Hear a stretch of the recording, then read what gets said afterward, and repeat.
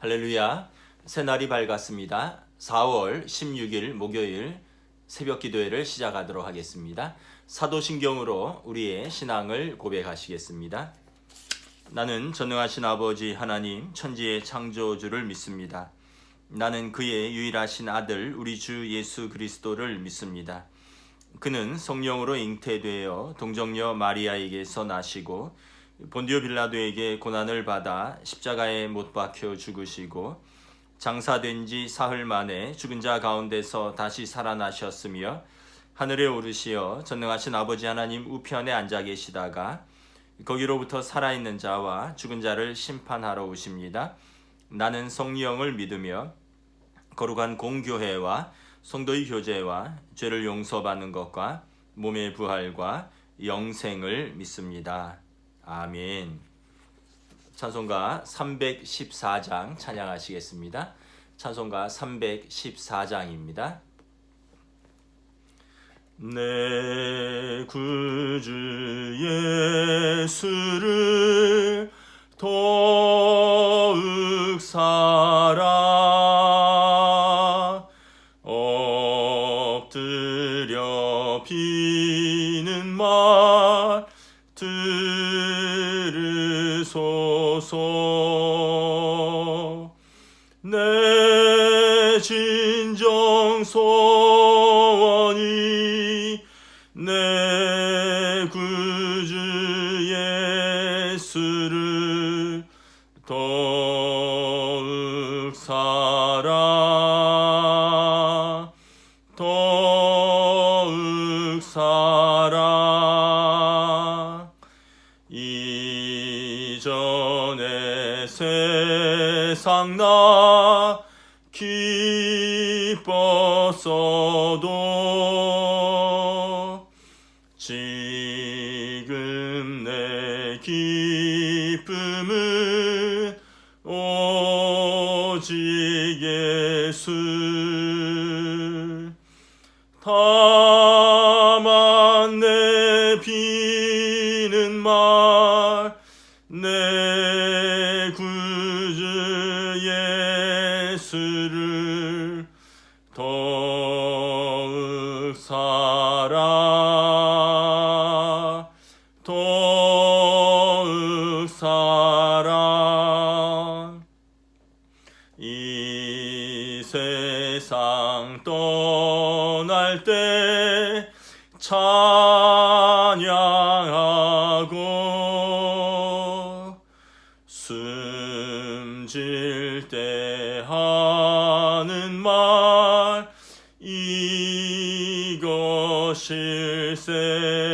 이것일세.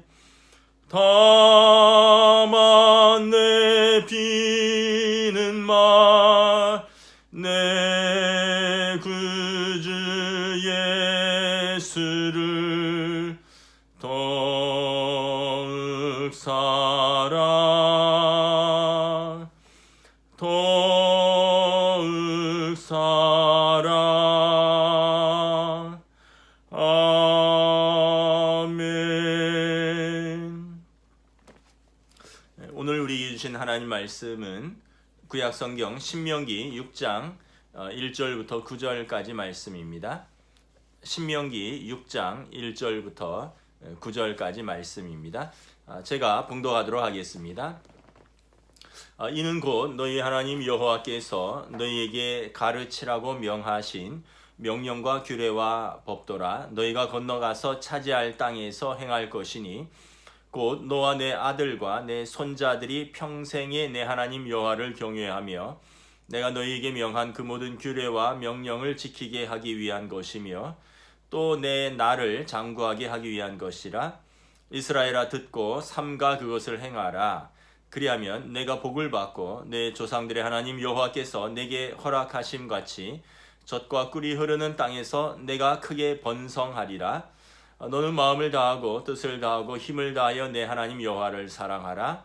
오늘 내가 내게 명하는 이 말씀을 너는 마음에 새기고 내 자녀들에게 부지런히 가르치며 집에 앉았을 때에든지 길을 갈 때에든지 누워있을 때에든지 일어날 때에든지 이 말씀을 강론할 것이며 너는 또 그것을 내 손목에 매어 기호를 삼으며 내 미간에 붙여 표를 삼고 또 내 집 문설주와 바깥문에 기록할지니라.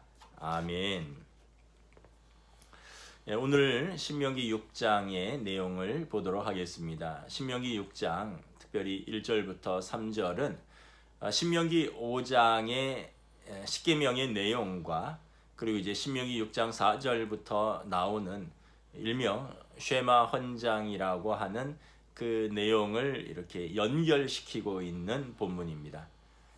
우리 1절부터 3절까지 우리 다시 한번 봉독하도록 하겠습니다. 이는 곧 너희 하나님 여호와께서 너희에게 가르치라고 명하신 명령과 규례와 법도라. 너희가 건너가서 차지할 땅에서 행할 것이니. 먼저 1절만 좀 보도록 하겠습니다. 이스라엘이 지킬 하나님의 명령과 규례와 법도라라고 말씀을 합니다.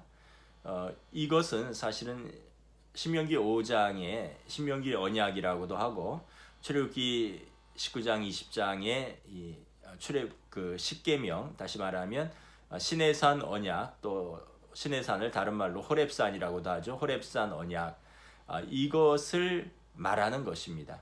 너희가 지킬 하나님의 명령과 규례와 법도는 이 큰 틀에서의 이 신명기 언약, 또 이 시내산 언약이고, 이것은 구체적으로 십계명과 그 율법들입니다.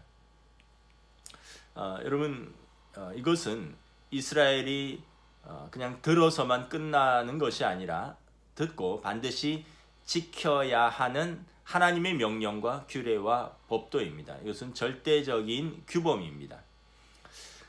오늘 이 시대를 포스트 모더니즘 시대라고 합니다. 오늘 이 시대의 그 포스트 모더니즘 시대의 특징이 있습니다. 포스트 모더니즘은 모더니즘이 근대죠. 포스트는 후기, 그러니까 근대 후기 또는 후기 근대 사회의 특징이 뭐냐 하면 첫째는 이 상황윤리입니다. 그 어떤 것도 보편적으로 옳거나 또 그르거나 본질적으로 선하거나 악한 것은 없다라는 것입니다. 그러므로 십계명은 존중될 수는 있지만 다른 한편은 그것은 개개인의 상황에 따라 사랑과 정의에 방해가 된다면 폐기될 수 있다. 이것이 포스트 모더니즘의 상황윤리입니다.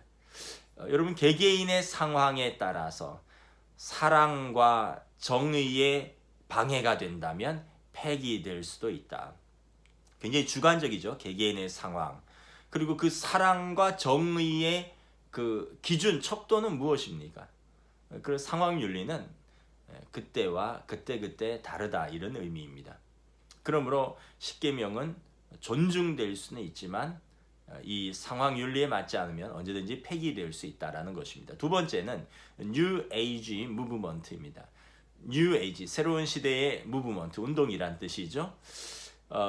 이 특징이 인간의 본성은 선하지도 악하지도 않으며 지속적인 변화와 이동을 겪는다라는 것입니다. 그래서 옳은 것과 그른 것은 인간의 환상일 뿐이며 계몽된 사람, 깨달은 사람이죠. 그것을 무시할 수 있다라는 것입니다. 그래서 사람이 전적으로 자유롭게 도덕 기준을 가질 수 있다라고 주장을 합니다. 여러분, 그래서 어떤 신적인 자기 합일, 어떤 명상이라든가 어떤 그런 것들을 통해서 자기 안에 있는 신적인 것을 끌어내고 그것과 합일하는 것입니다.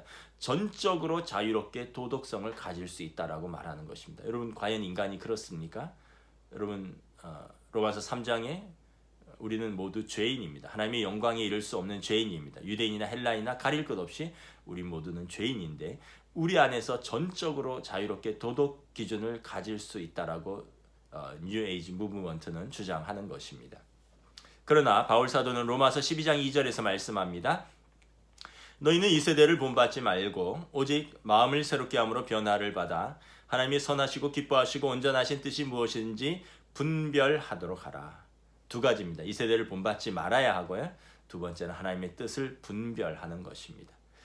그러므로 여러분, 하나님의 언약의 특징은 뭐냐 하면 하나님은 모든 백성을 위해 확고하고 변경할 수 없는 일관된 기준을 제시하십니다.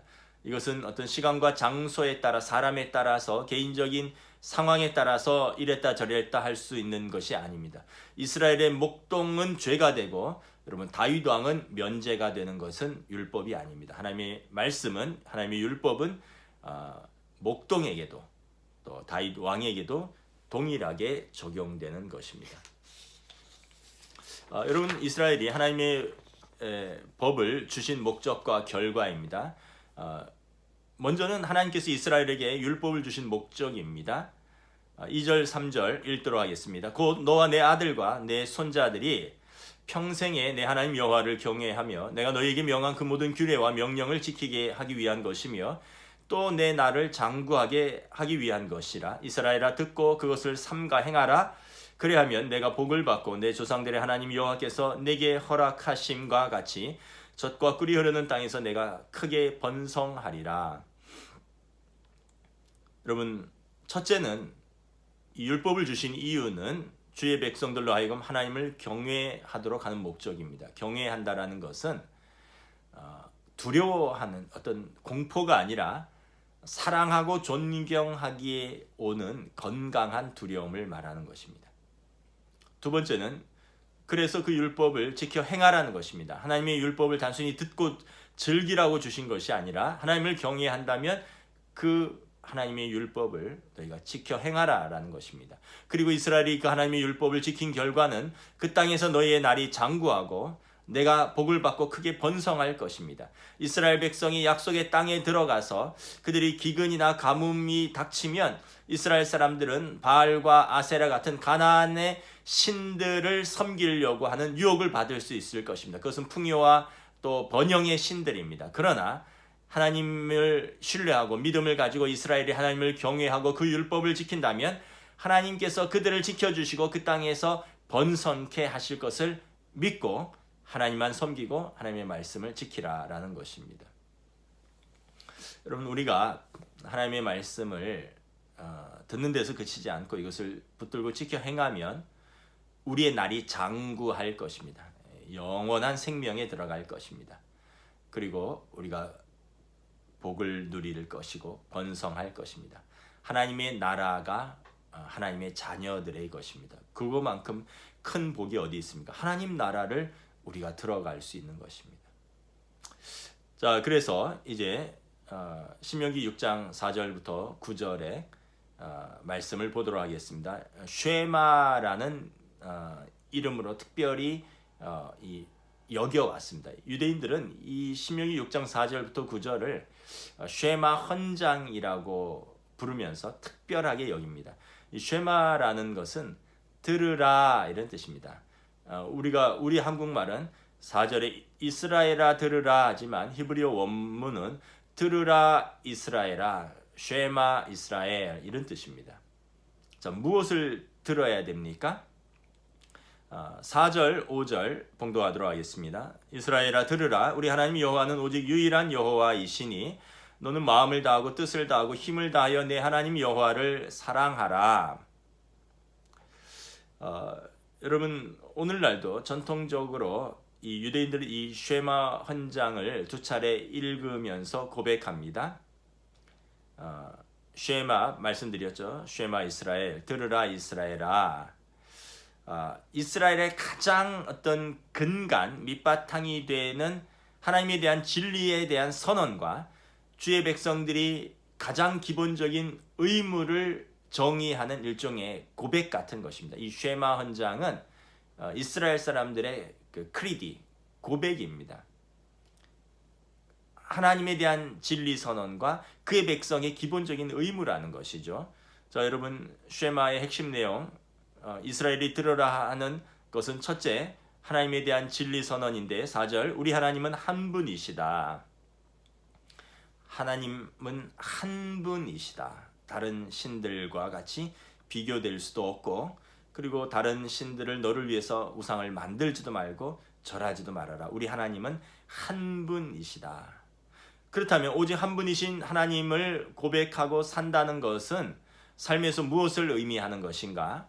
5절에 보면 그래서 주의 백성들이 그 한 분이신 하나님에 대한 가장 기본적인 의무는 뭐냐 하면 모든 것, 마음과 뜻과 힘을 다하여 한 분이신 하나님을 사랑하는 것입니다. 마음과 뜻과 힘. 여기에 대해서 이제 신학자들은 이렇게 해석을 했습니다. 모든 마음을 다하여 all your heart. 이 heart, 마음은 어떤 사람들의 생각, 의지, 계획 등이 이 마음에서 나온다고 전통적으로 생각을 했습니다. 그러므로 마음을 다해서 하나님을 사랑한다는 것은 우리의 모든 생각, 의지, 어떤 느낌, 감정을 다하여 하나님을 사랑하라, 이런 의미인 것입니다. 그 다음에 뜻을 다하고 all your soul. 유대인들은 사람의 감정과 열정과 욕구와 인격이 이 soul, 이 뜻에서, 우리는 뜻으로 번역했고 영어는 soul인데 여기에서부터 나온다고 생각했습니다. 그러므로 뜻을 다해서 하나님을 사랑하라는 것은 너의 모든 열정을 다해서 하나님을 사랑하라는 것입니다. 뜨뜻미지근하게, 차지도 덥지도 않게 미지근하게가 아니라 열정을 다해서 하나님을 사랑하라는 것입니다. 세 번째는 힘을 다하여 하나님을 사랑하라. All your strength. 힘은 이 매우, 많이라는 그런 부사적 의미가 있습니다. 하나님을 얼마나 많이 사랑해야 되느냐라는 것을 강조하는 것입니다.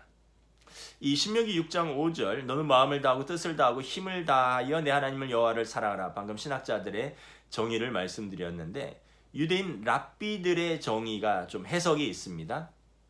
유대인 랍비들은 온 마음을 다하여, 마음은 계획과 의도라는 의미가 있다고 그랬죠. 이것은 우리의 경향이고 우리의 성향이라는 것입니다. 우리의 성향과 경향 중에 긍정적인 것도 있고 부정적인 것도 있습니다. 그러나 우리의 성향이 긍정적이든 부정적이든 간에 그 모든 성향을 다하여 하나님을 섬기는 데 사용하라는 뜻입니다.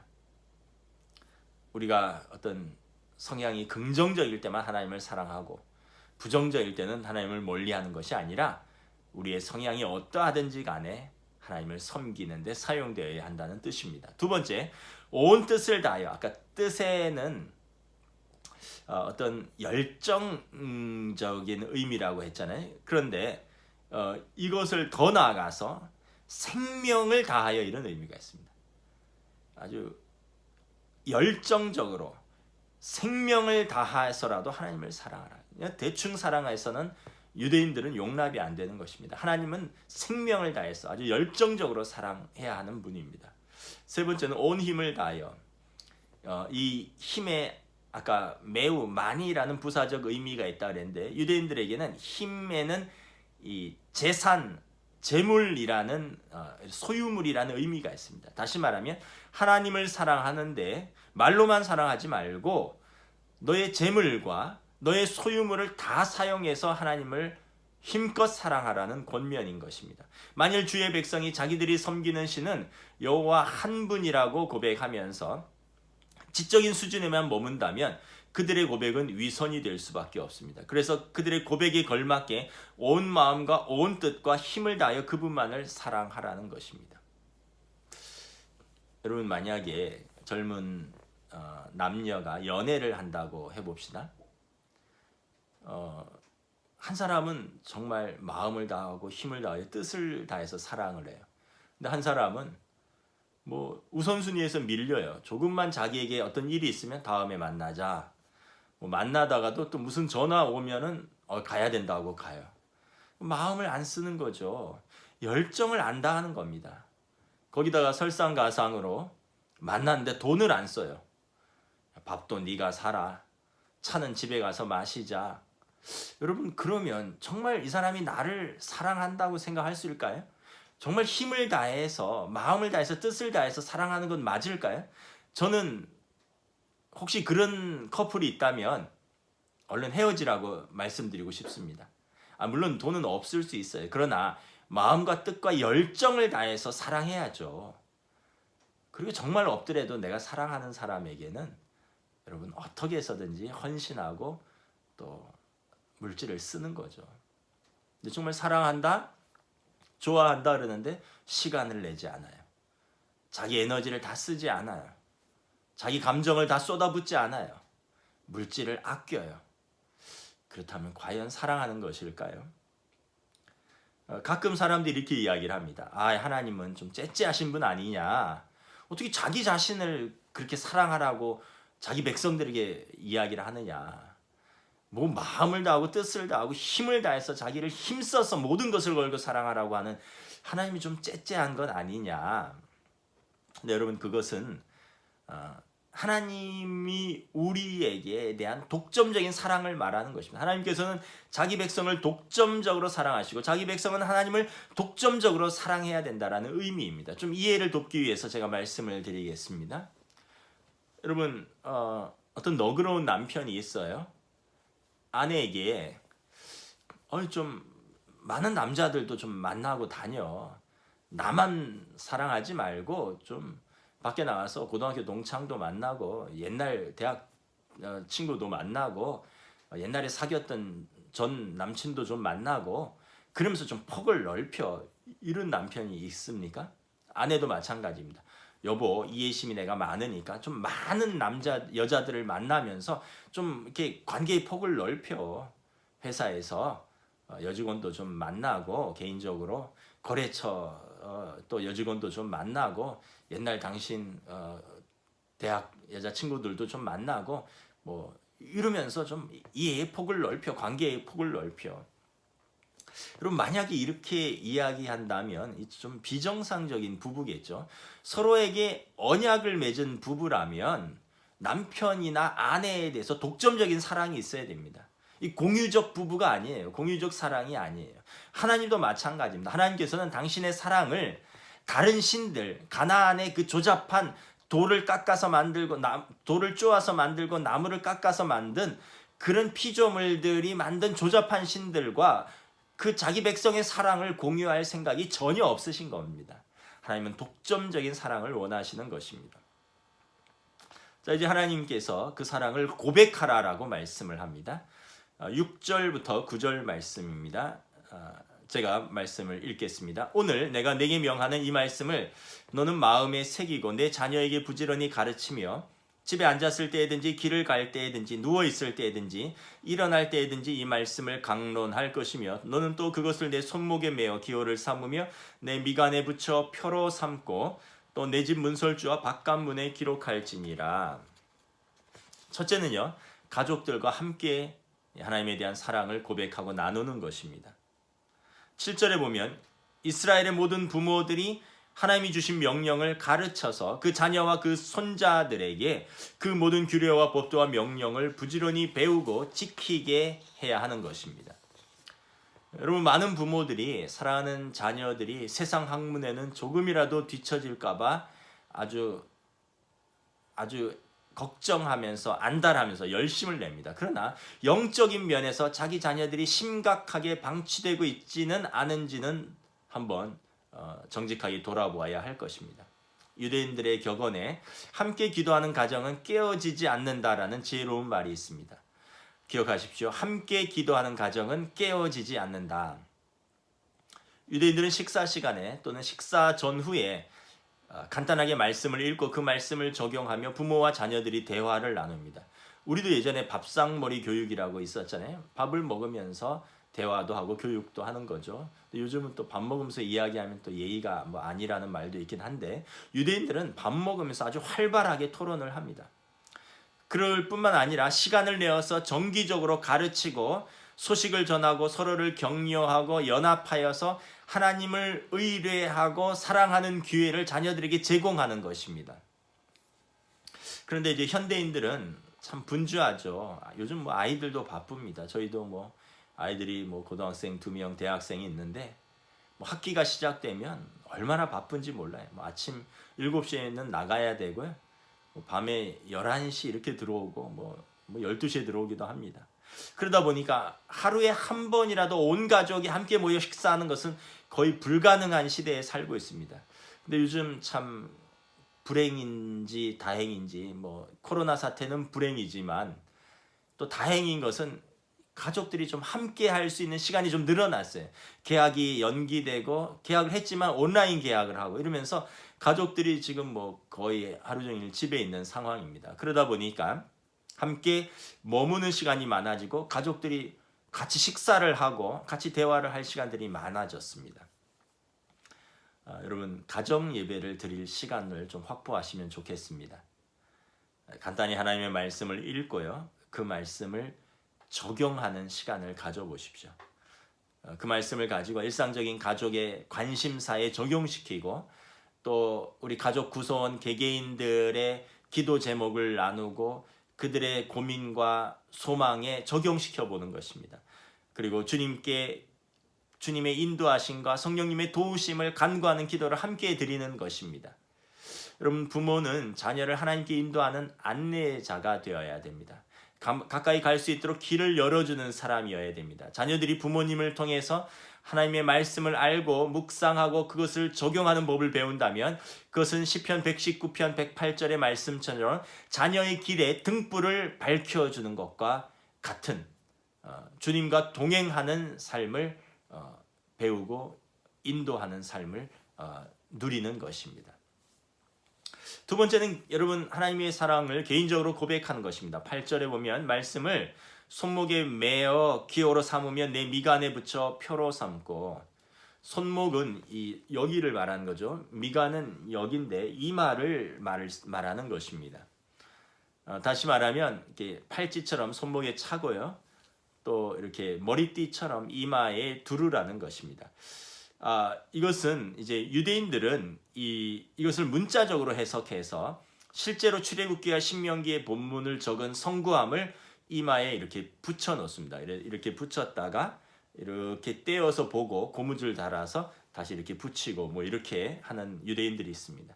그러나 저는 이것을 문자적으로보다는 이제 비유적으로 상징적으로 해석하는 것이 더 합당하지 않은가 생각을 합니다. 여러분 이마에 붙인다는 의미는 뭐냐 하면 그 사람의 삶의 방향과 자세, 삶의 자세와 태도와 의미를 선포하는 것입니다.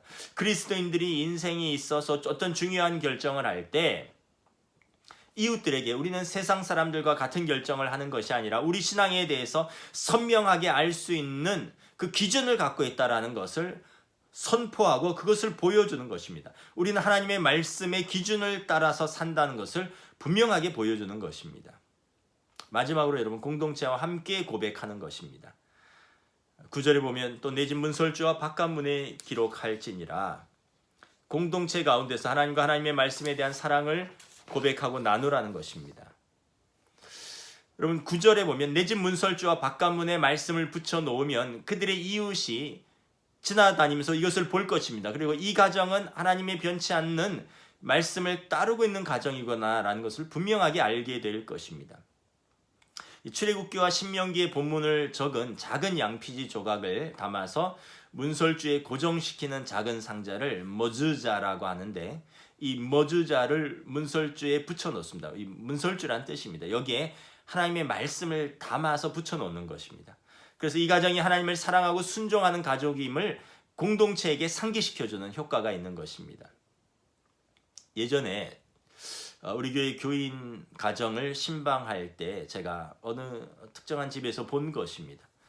그 가정을 신방하려고 현관에서 엘리베이터를 타려고 기다리면 엘리베이터 바로 옆에 1층에 뭐 101호인지 102호인지는 모르겠으나 그 집 문에 현대식 머주자 하나님의 말씀을 문설주에 붙여놓는 거죠. 하나님의 말씀을 프린트해서 붙여놨습니다. 우리 교인 가정을 신방하려고 제가 그 집에 드나들 때마다 현관 엘리베이터를 타려고 기다리면서 또 엘리베이터를 타고 내려와서 나가면서 그것을 보게 되는 것입니다. 그 집 문 앞에 써놓은 성구는 뭐냐면 신명기 6장 4절부터 9절에 오늘 본문인 쉐마 헌장을 써놓은 것입니다. 신방을 다니면서 매번 이것을 볼 때마다 저는 이분들에 대해서 전혀 알지 못하지만 한 가지 분명한 것은 이 가정은 하나님을 경외하는 가정이구나 라고 생각하는 것입니다. 이처럼 우리는 공동체 속에서 이웃들에게 하나님과 하나님의 말씀에 대한 사랑을 나누어야 하는 것입니다. 말씀을 마치겠습니다. 신명기 6장 쉐마 헌장의 핵심 내용입니다. 첫째, 한 분이신 하나님을 온 마음과 뜻과 정성을 다해서 사랑하는 것입니다. 둘째, 내가 사랑하는 하나님을 내 삶에서, 가정에서, 가족들과 공동체와 이웃들 앞에서 고백하는 것입니다. 오늘은 조금 늦었으므로 여러분 개인 기도하시고 제가 주기도문하고 마치겠습니다. 하늘에 계신 우리 아버지, 아버지 이름을 거룩하게 하시며 아버지의 나라가 오게 하시며 아버지의 뜻이 하늘에서와 같이 땅에서도 이루어지게 하소서. 오늘 우리에게 일용할 양식을 주시고 우리가 우리에게 잘못한 사람을 용서하여 준 것 같이 우리 죄를 용서하여 주시고 우리를 시험에 빠지지 않게 하시고 악에서 구하소서. 나라와 권능과 영광이 영원히 아버지의 것입니다. 아멘. 감사합니다, 여러분. 내일 뵙도록 하겠습니다.